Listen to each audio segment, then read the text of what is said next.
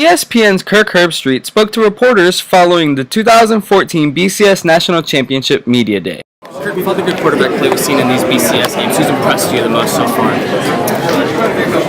Probably Trevor Knight, with the way he played for Oklahoma. That was a tremendous effort. The way he played, the leadership that he provided. I don't know if a lot of people expected Oklahoma to play that way they did offensively. They're playing Alabama, who, it's Alabama.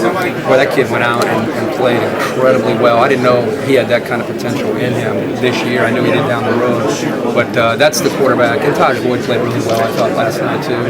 Took advantage of a lot of opportunities that Ohio State's defense gave him. We've got two multi-talented quarterbacks here with Jameis and Nick. What do you make of the way that college football is going with the kind of read option and stuff like that? Do you think that's a permanent thing? Or? Well, it's been here for 5 years or so. I don't think it's going to go away. I think the next thing is the tempo. That's what Auburn runs.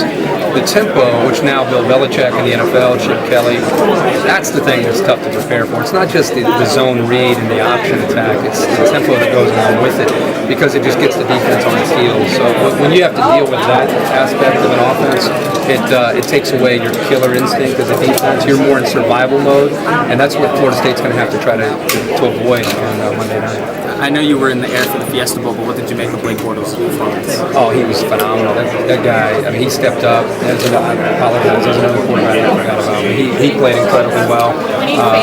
And he had a lot of pressure on him because he started to get a lot of individual attention. I thought he did a great job of just kind of not trying to live up to that hype. He just went out and played. But that guy's going to bring, obviously, a bright future. With the way Florida State has been beating teams, their margin of victory and all that, if they were able to close this out on Monday, where do you think they have a chance to rank among some of the greatest college football teams ever? I think depending on how the game goes, they're setting the table up for that debate about one of the greatest teams ever. Look what they did in the ACC. They dominated everybody, including Clemson, who beat Ohio State last night. So I think they're setting themselves up for and if they win the game in a definitive way, they're setting themselves up for that kind of discussion for sure. For up-to-the-minute news from the BCS National Championship, visit theskyboat.com.